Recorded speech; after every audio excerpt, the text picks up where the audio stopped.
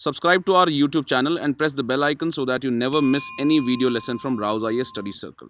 Hello and welcome to Daily News Simplified, an analysis of the Hindi newspaper from UPSC perspective. Today we will discuss the Delhi edition of the Hindi newspaper dated 2nd February 2022. Now today's newspaper is filled with news related to the budget that was presented yesterday in the Indian Parliament.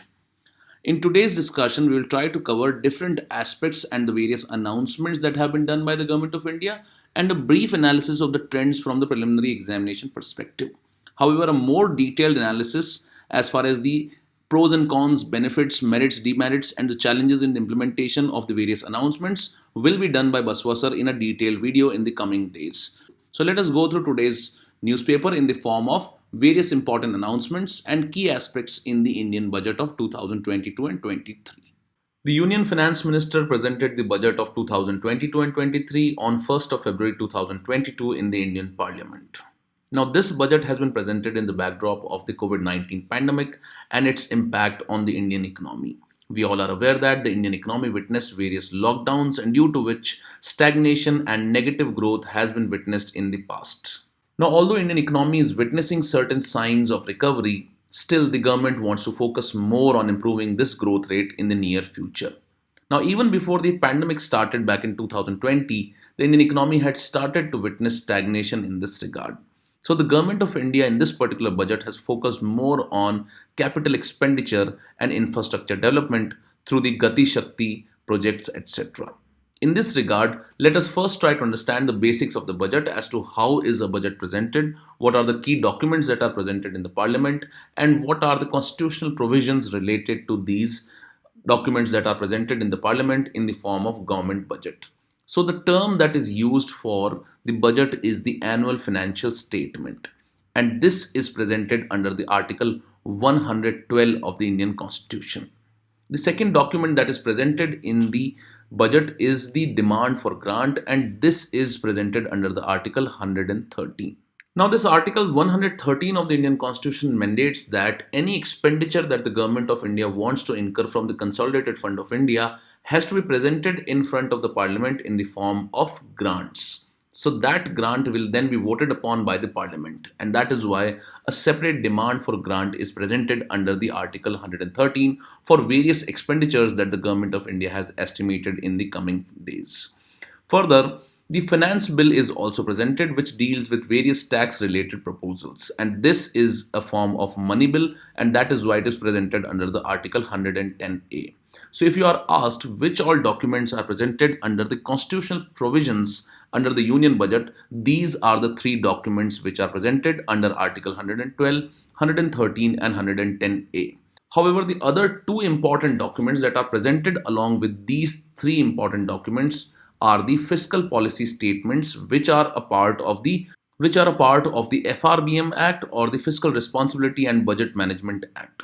So these two documents include the macroeconomic framework statement, and the second statement that is presented is medium-term fiscal policy cum fiscal policy strategy statement. And all these other documents that are presented along with the union budget are only meant for simplification of understanding of different aspects of the budget. So the key documents that are presented in the parliament in the form of union budget includes annual financial statement under Article 112, demand for grants under Article 113 and finance bill under 110A. So these are the three documents which are presented under various constitutional provisions, while the macroeconomic framework statement and the medium term fiscal policy cum fiscal policy strategy statement, these are published under the FRBM Act, which was formulated back in 2003 to impose a kind of fiscal discipline on the government finances. So these are the key documents which are presented by the Government of India in the Parliament in the form of Union Budget, which is also called as the Annual Financial Statement. Further, you should understand that the term budget is not the official name that is used under the Indian Constitution. It is the Annual Financial Statement which is used in the Indian Constitution. Now, there are two aspects of the budget. First is the constitutional provisions related to budget, and second are the economic aspects of the budget. So if you look at the constitutional provisions, you can always go through the standard textbook like Lakshmikant and understand the basics of the Consolidated Fund of India, the Public Fund of India, the Contingency Fund of India, and various other aspects of the budget related things. Then there are other parts which are economy related things. For example, what is revenue account, what is revenue expenditure or revenue receipts, or what are capital expenditure or capital receipts. These are part of the economy. So let us try to understand how the questions have been asked first from budget related things in the prelims as well as in the mains examination in the previous years. So if you look at the previous year mains questions related to budget, every year almost a question has been asked related to budgeting in the mains examination. Look at the question that was asked in 2019. It reads, the public expenditure management is a challenge to the Government of India in the context of budget making during the post-liberalization policy, clarify. Then an important change was introduced which was related to long-term capital gains tax, and it was asked in 2018 in the mains examination in the GS paper 3. Then look at the year 2017. An overall question was asked about the nature of the budget that was introduced by the Government of India. It was one of the intended objectives of the Union Budget 2017 and 18 is to transform, energize and clean India. Analyze the measures that have been proposed by the Government of India to achieve the objectives. So different kinds of questions have been asked in the previous years related to budget in the mains examination, and that is why an overall understanding of the budget is really important to answer such questions in the mains examination. Looking at the prelims examination question, if you look at these three questions that are visible on your screen, these are related to budget. So sometimes the question will be asked related to the polity part of the budget, that is the provisions related to the constitution, and in the other parts there will be questions related to the economy part of the budget. So for example, in this 2014, a question was asked relating to which all expenditures are covered under non-plan expenditure in the budget. So this was one aspect related to economy. While this question was related to the constitutional aspect of the budget, that is what is vote in account and interim budget, or what is the difference between the two. And this question that was asked in 2018 was related to FRBM Act, or Fiscal Responsibility and Budget Management Act 2003, and the proposed changes. So that is how you can expect the questions in the examination from the budget, both at the preliminary examination level and the mains examination level. Now let us first understand what is this annual financial statement. So the annual financial statement is basically the estimated receipts and expenditure of the Government of India for the year 2022 and 23, which has been presented in this year. So every year the Government of India presents the annual financial statement, and it includes the estimated receipts, that is how the government is receiving the money, and the expenditure of the Government of India.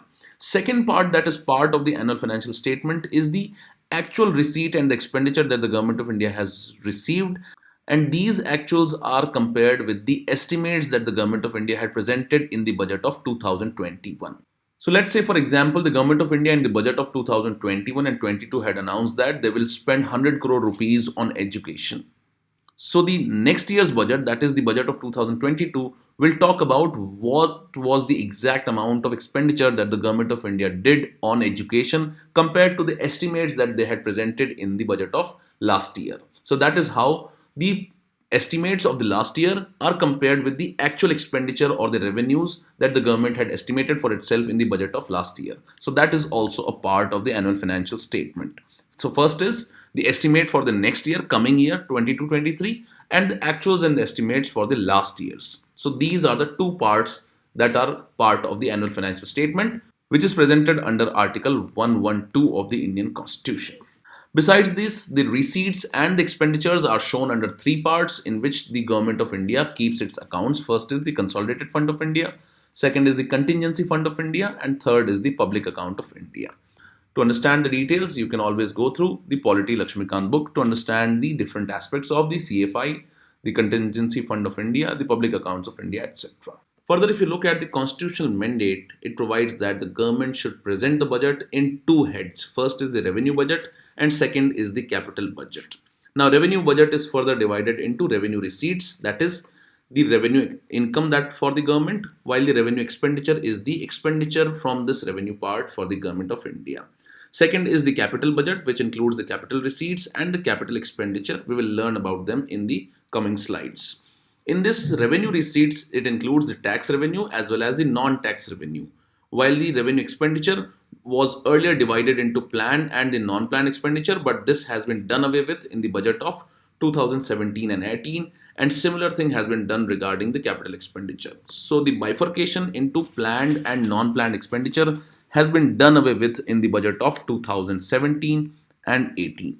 Now, since the budget is divided into revenue budget and capital budget, let us try and understand what is the difference between the two. So revenue budget is divided into revenue receipts and revenue expenditure. So budget is all about how the government of India earns the income and how it spends that money. So that is why revenue receipts and revenue expenditure. In the revenue receipts, it is divided into two parts, that is tax revenues and the non-tax revenues. If you look at the tax revenues, it comprises of the proceeds of all the taxes and the duties that are levied by the union government. So for example, income tax, etc. These are the taxes that are levied by the government of India. So whatever amount or money that the government of India earns through the imposition of these taxes is a part of the tax revenue for the government of India. Then there are non-tax receipts for the government of India, and these include interest and dividend on the investments that have been made by the government of India, any kind of fees or other receipts for any service that is provided by the government of India. So these are part of the non-tax revenues or the non-tax receipts. So first is tax receipt, second is non-tax receipt, and both are part of the revenue receipts of the government of India. Now what is meant by revenue expenditure?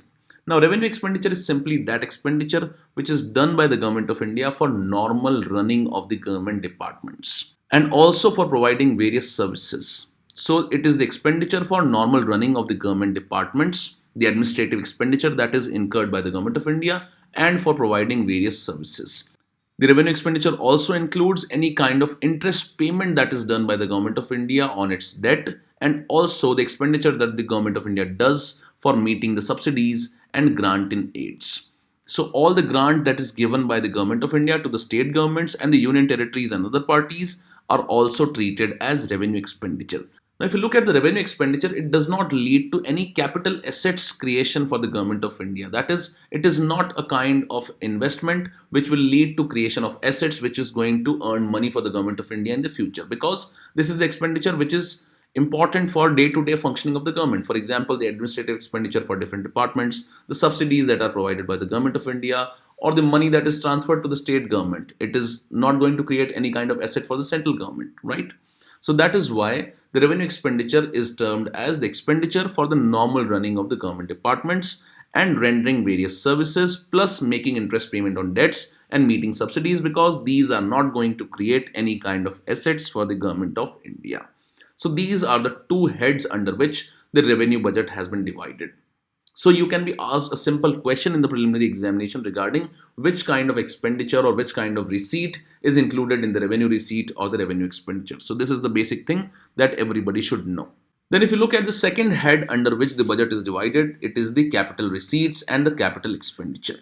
If you look at the capital receipts, it includes the loans raised by the government from the public, and these are termed as market loans. These also include the borrowings by the government through the sale of treasury bills, the loans received from the foreign governments, bodies, disinvestment receipts, and recoveries of the loan from the state and the union territory government and other parties. So these are part of the capital receipts. Then if you look at the capital expenditure, this is related to creation of assets. So the capital expenditure on acquisition of assets like land, building, machinery, equipments, also investment in shares, and loans and advances granted by the central government to the state and the union territory. Now look at the difference between the revenue expenditure and the capital expenditure.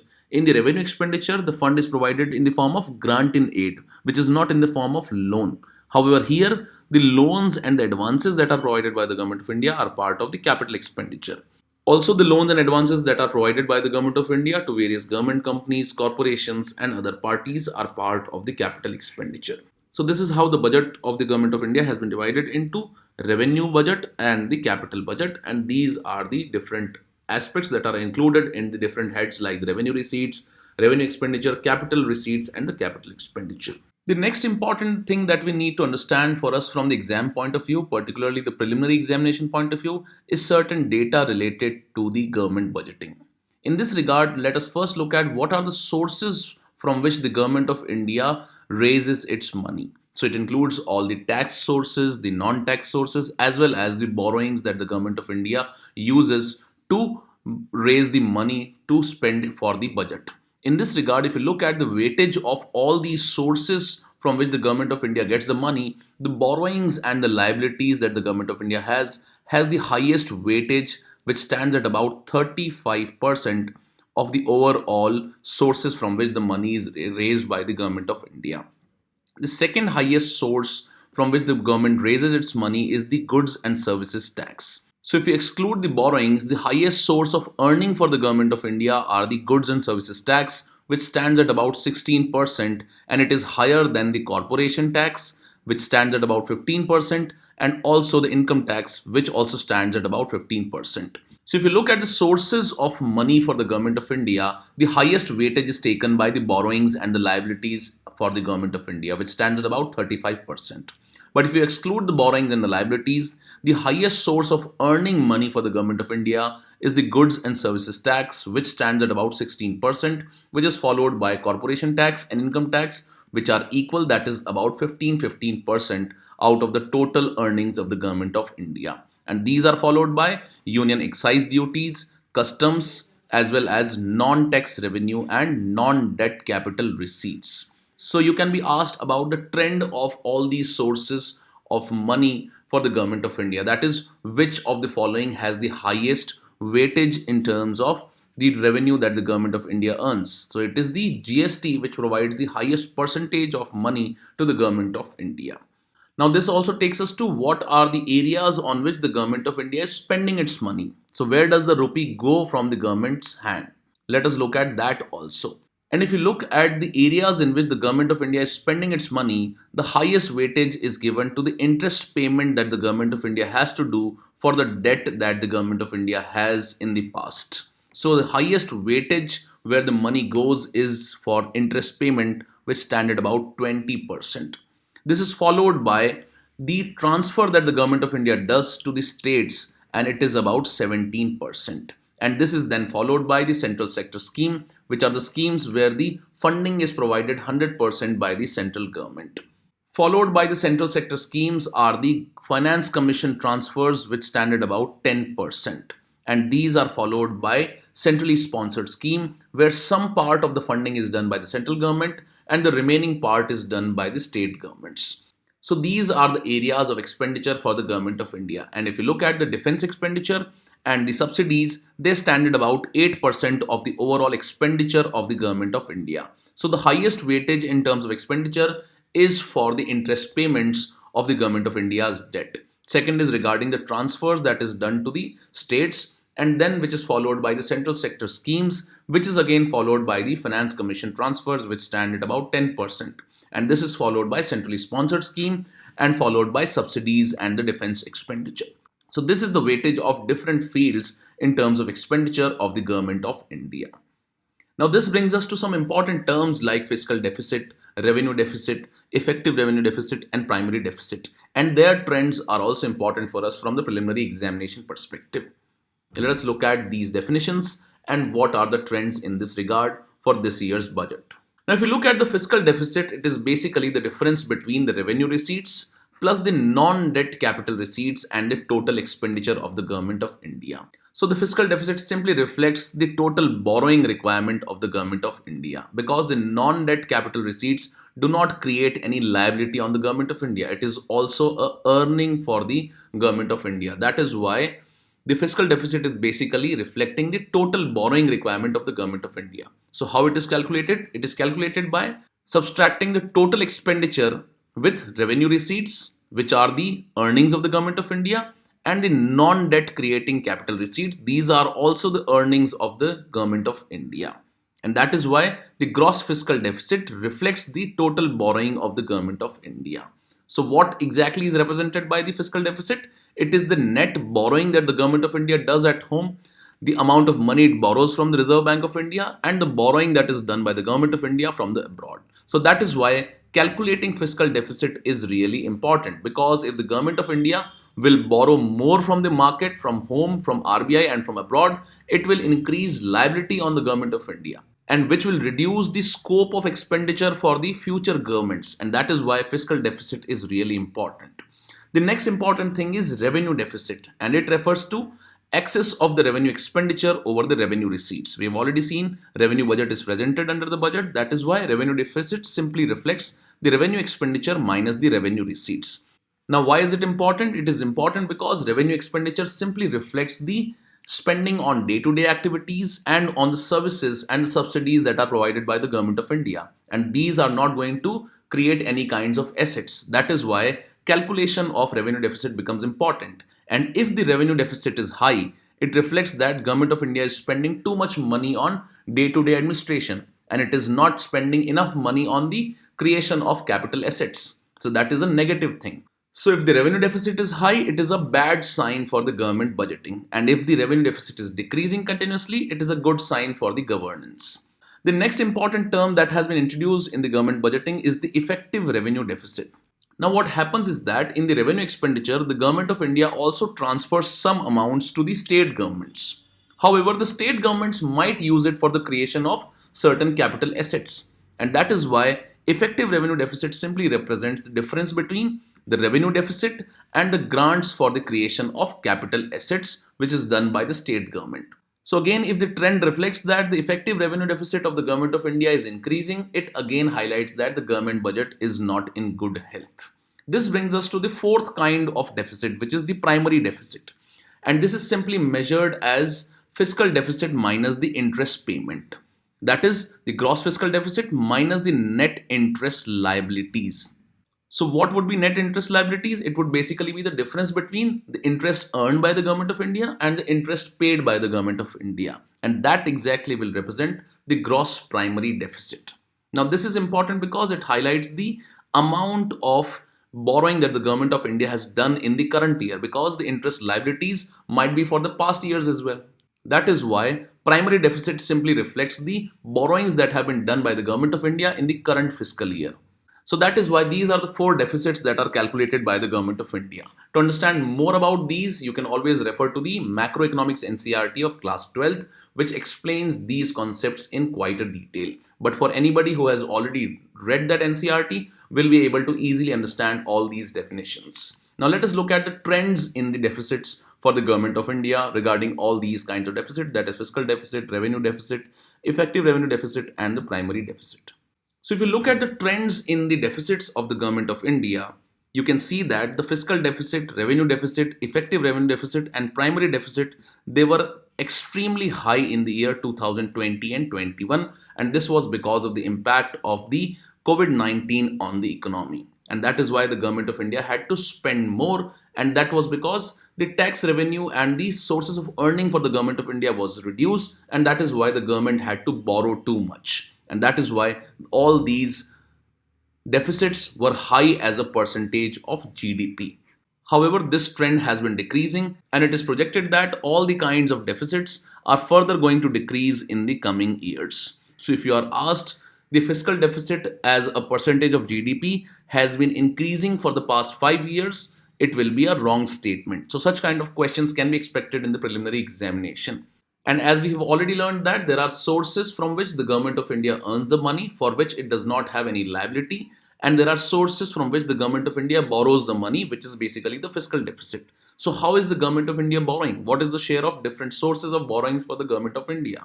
So if you look at the sources of borrowings for the government of India, the highest weightage is in the hands of the market borrowings for the government of India.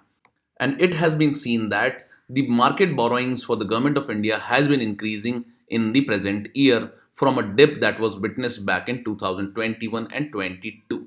So we have seen some of the data related to the various sources of receipts for the government of India, areas of expenditure, also different kinds of trends in the fiscal deficit, the revenue deficit, primary deficit, etc. and what are the sources of borrowings for the government of India. The next important trend that is important for us from the exam perspective is the trend in the tax receipts of the government of India.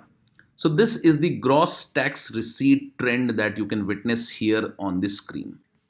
So if you look at the trends in the tax receipts and the trend for the gross tax receipt as a percentage of GDP, it has been fluctuating because it witnessed a dip back in 2019 and 20 in the last 5 years, and from there on it has increased to about 10.3% in 2021, and it was about 10.8% in 21-22. However, it is expected that this will witness a dip of 10.7% in 22-23, that is for the budget estimate of the next year. So this is how the trend has been for gross tax receipt, that it has not been steadily increasing or steadily decreasing, but rather it has been fluctuating. This also brings us to the share of direct tax versus the indirect tax. Let us look at that as well, and that has also been fluctuating. But you can see the trend for the indirect tax, it has been increasing till the 2021 from 2019 and 20, which saw a dip. However, the gap between the direct tax and the indirect tax was very minimum in the years 2021 and 22. However, in the coming year in 22-23, in the budget estimates, it is expected that the income from the direct taxes will be more as compared to revenue from the indirect taxes. So that is the future of the trend. So here again, we see that it has not been steadily increasing or decreasing, rather it has been fluctuating in the past 5 years. So this is how trends are important and they should be decoded. Similarly, another trend that is provided by the Government of India in the budget is regarding the composition of the expenditure. We have already seen where the money goes, and the highest weightage is taken by the interest, and there are other areas as well. But if you look at the important sectors in which the Government of India is spending, the highest weightage is provided to the transportation sector, followed by rural development, and which is followed by agriculture and allied activities. And the trend is that the expenditure in the transport sector has increased as compared to last year.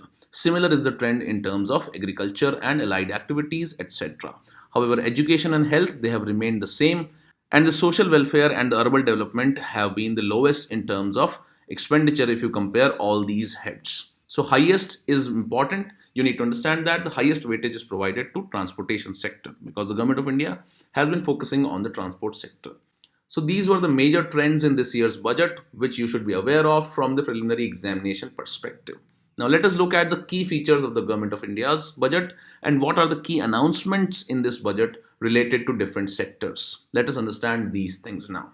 Now the Finance Minister in budget for the 2022 and 23 has touched upon various sectors of the Indian economy and what the government proposes to do in this regard, and what are the important policy initiatives of the Government of India, and how the Government of India is focusing on different aspects of economic growth, which includes inclusive development also. So let us look at the key highlights that have been provided by the Finance Minister in the budget speech. Now the details and analysis, the merits and the demerits, pros and cons of all these aspects will be discussed in detail by Baswa sir in the dedicated video related to budget. But let us look at the key announcements and the features that have been provided by the Finance Minister in the budget speech. Let us look at all these aspects. So highlighting the economic growth rate of India and providing a projection for the upcoming year, the government projects that the estimated growth for the current year will be somewhere around 9.2%, which will be the highest in different economies. However, it needs to be understood here at this point that the Indian economy had shrunk badly during the COVID-19 pandemic waves. However, this expected growth in the coming year will be a very positive sign for the economic recovery from the COVID-19 pandemic shock on the economy. And this expected high growth rate in the current year has been termed as the resilience of the Indian economy in this year's budget. Further, the policy of the Government of India in this budget has been focusing on the next 25 years, which has been termed as Amrit Kaal, when India will complete 100 years of independence. Now, what are the goals of this Amrit Kaal that have been outlined by the Finance Minister in this year's budget? So, highlighting the goal of Amrit Kaal, the focus of the Government of India has been on complementing macroeconomic level growth with a focus on microeconomic level all-inclusive welfare, which simply means that the Government of India has been focusing on growth and an inclusive welfare. So growth on the one hand has to be complemented with an inclusive growth which takes into account different sectors of the economy, different sections of the society, etc. The second focus of this Amrit Kaal would be on promoting technology-enabled development, energy transition and climate action. And third important aspect of this Amrit Kaal will be virtuous cycle starting from private investment, crowded in by the public capital investment. So the focus of the Government of India will be on capital investment, which will attract private sector investment also. So these are the three main goals of the Amrit Kaal for the next 25 years for the Government of India. And in this line, the Finance Minister has outlined four important priorities. These are PM Gati Shakti, inclusive development, financing of the investments, and productivity enhancement and investment, sunrise opportunities, energy transition, and climate action. So, these are the four important focus areas for this year's budget, keeping in mind the priority of next 25 years, which the Government of India needs to focus on when India achieves 100 years of independence. Now, highlighting the resilience of the Indian economy, it has been highlighted that despite witnessing a dip in the GDP growth rate during the COVID 19 waves, in the first lockdown and the second wave, the Indian economy has recovered drastically. And the projected growth rate for the current year is around 9.2%, which clearly reflects the resilience of the Indian economy. It has been highlighted that if you look at the trends of the various deficits, which include the fiscal deficit, revenue deficit, and the primary deficit, you will see that all these are on a declining trajectory, which highlights a good health of the government budget or the government finances, which is also a positive sign and also reflects the resilience of the Indian economy. And this has primarily been because of the increased vaccine coverage till January 2022. Further, if you look at the trends in the capital expenditure, these are also reflective of the resilience and the long-term growth prospect of the Indian economy because of the focus of the Government of India on the capital expenditure, which is seen as important for growth. Whenever the country is witnessing a downturn in the GDP, the focus of the Government of India is on increasing the capital expenditure and boosting up the infrastructure development, which ultimately leads to various collateral benefits. That is why the Government of India has been ramping up the capital expenditure in the past various quarters. And this is reflective of the sustained spending in the capital expenditure. So all this data which is related to fiscal deficit, related to capital expenditure, and also related to projection of the GDP growth rate highlight the resilience of the Indian economy according to Government of India. This brings us to the four important focus areas of the Government of India for the Amrit Kaal, that is for the next 25 years. First is of course the PM Gati Shakti, which is related to capital expenditure and improvement in the infrastructure development. So the focus areas under the PM Gati Shakti program will be driven by 7 engines, and these will include the infrastructure related to roads, railways, airports, ports, mass transport, waterways, and logistics infrastructure. And a national master plan will be formed which will be aimed at world-class modern infrastructure and logistics synergy.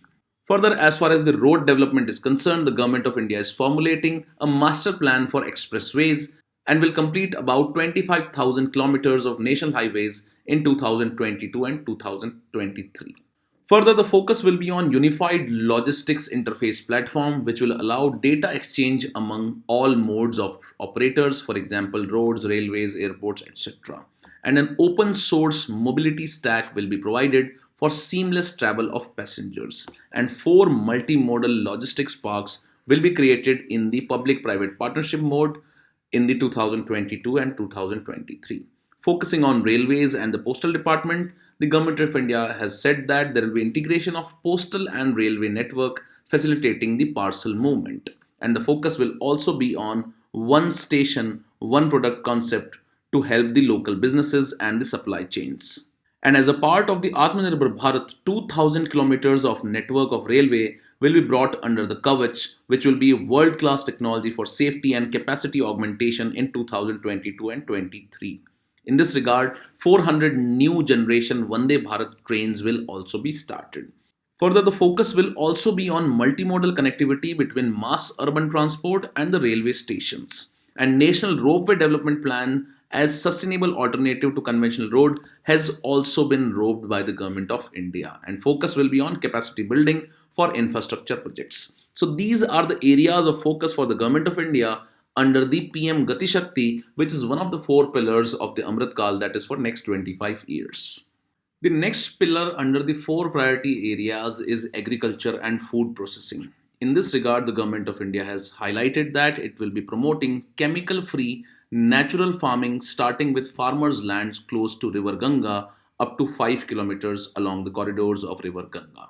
Further, the focus of the Government of India in terms of agriculture will be on promoting post-harvest value addition, consumption and branding of millet products. Further improving the use of technology in the agriculture sector, the Government of India has highlighted that it will focus on delivery of digital and high-tech services to farmers in public-private partnership mode. Also, there will be use of Kisan drones to aid the farmers, and it will be promoted for crop assessment, digitization of land records, spraying of insecticides, as well as nutrients. And last but not the least, the focus will be on launching a fund with blended capital to finance the agriculture startups. Further highlighting the success in the agriculture sector, the Government of India has highlighted that there has been enhanced procurement to support higher distribution during the pandemic.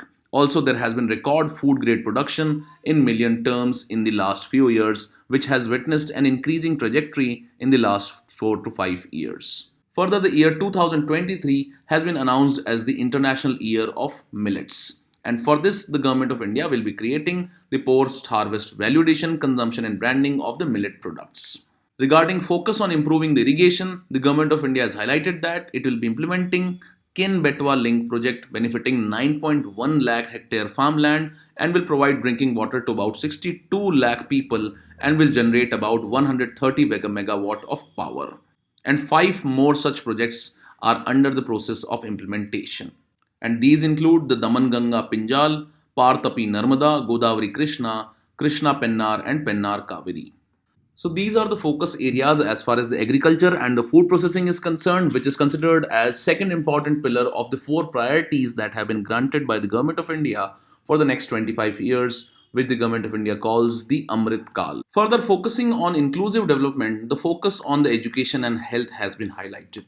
In this regard, it has been highlighted that the pandemic has induced closure of schools and children, particularly in the rural areas, and it has affected the students from scheduled caste and the scheduled tribes and other weaker sections of the society. Further, these sections have lost almost 2 years of formal education, and these are mostly the students from the government schools. And in order to impart supplementary teaching and to build a resilient mechanism for education delivery, the Government of India has highlighted the focus on creating one class, one TV channel program to be expanded to 200 TV channels. And this will enable all the states to provide supplementary education in regional languages from class 1 to class 12.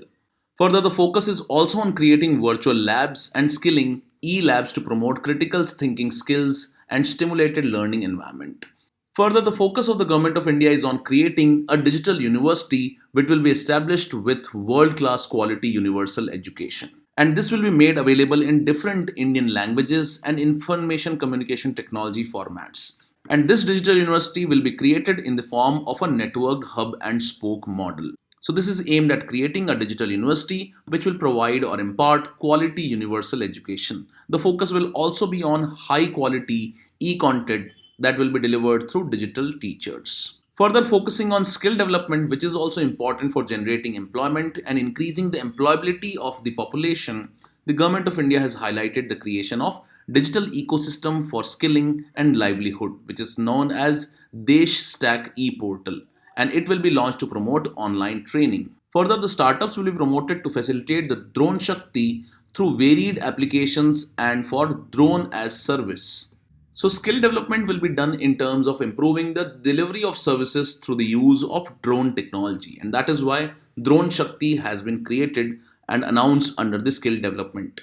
Now, focusing on the health sector, the Government of India has announced various initiatives. Further related to the health sector, the Government of India has said that under the Ayushman Bharat Digital Mission, an open platform for national digital health ecosystem will be rolled out. And it will consist of digital registries of health providers, health facilities, unique health identity, consent framework, and universal access to health facilities. The government has also announced the National Tele-Mental Health Program, and it will be launched for quality counseling because mental health has emerged as one of the issues during the times of pandemic.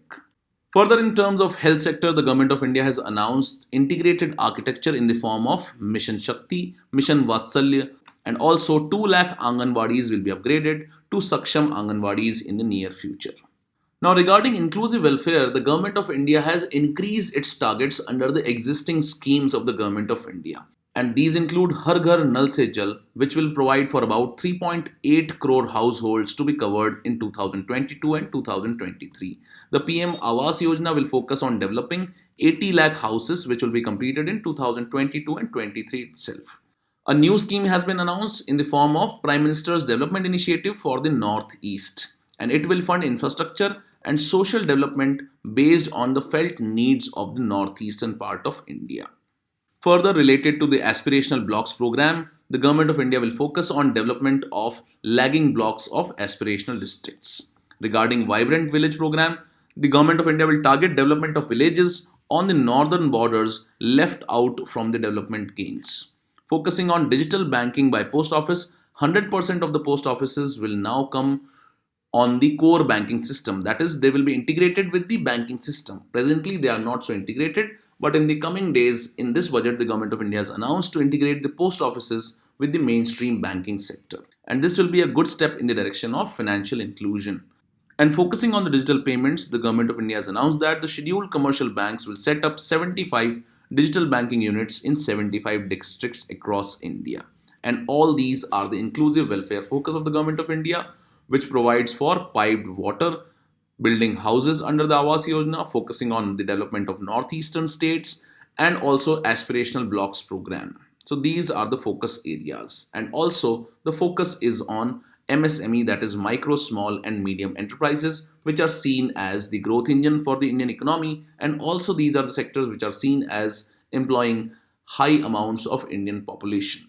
So to improve its focus on the MSME sector, the government of India has announced the revamping of the Credit Guarantee Trust for micro and small enterprises. And this will be revamped with required infusion of funds. And it is likely to facilitate additional credit of rupees 2 lakh crores for the micro and the small enterprises and expand the employment opportunities. Further, a new program will be rolled out by the name Raising and Accelerating the MSME Performance. And this will have an outlay of rupees 6,000 crore over the 5 years, which will make the MSME sector more resilient, competitive and efficient. Further, it was announced that the Emergency Credit Line Guarantee Scheme, or the ECLGS, has provided additional credit to more than 130 lakh MSMEs in order to help them mitigate the adverse impact of pandemic. And as such, the government of India has announced that the ECLGS will be extended up to March 2023.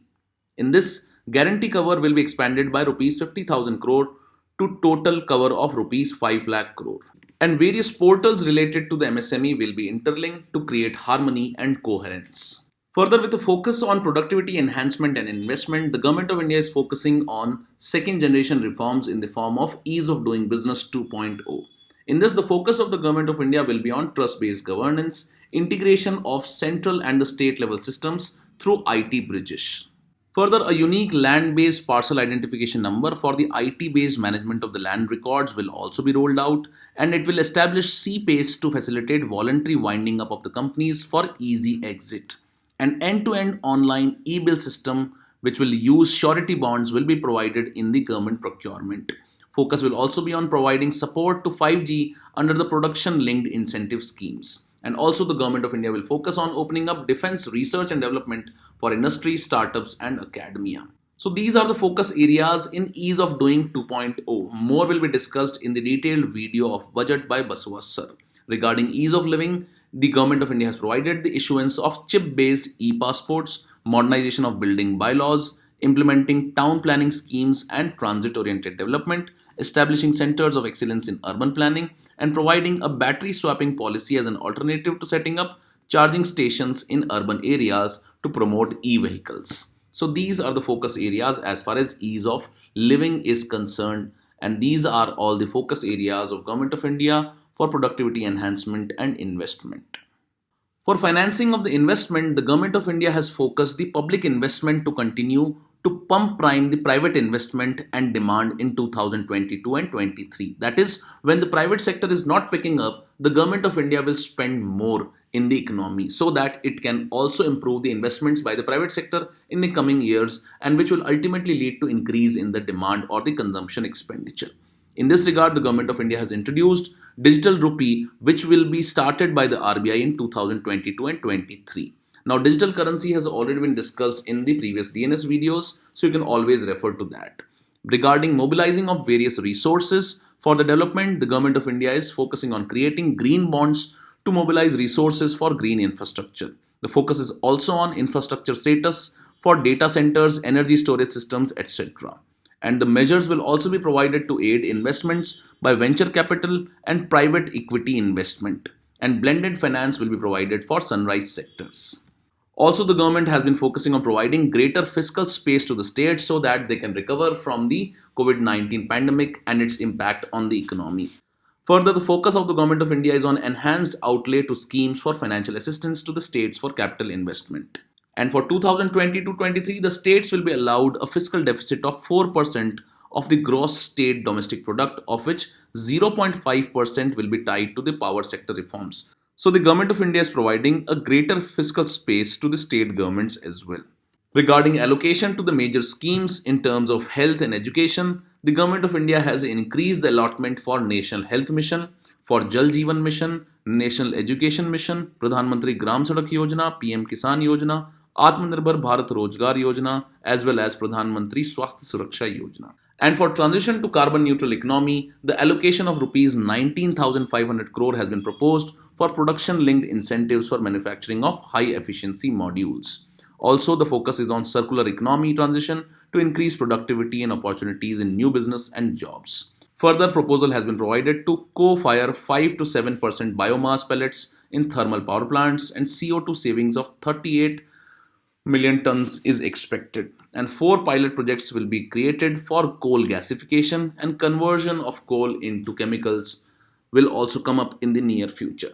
So these are some of the announcements of the Government of India in different sectors and achieving the 4 priority areas for the Amrit Kaal of next 25 years. A more detailed video of the budget will be provided by Baswa sir in the coming days, where he will discuss the different dimensions of the budget and analysis of these provisions that the Government of India has highlighted related to social sector, health, education, infrastructure, what are the pros of these announcements, what are the likely challenges that the government is going to face in the implementation, and all these areas. With this, we conclude today's discussion, and this is the question for the day.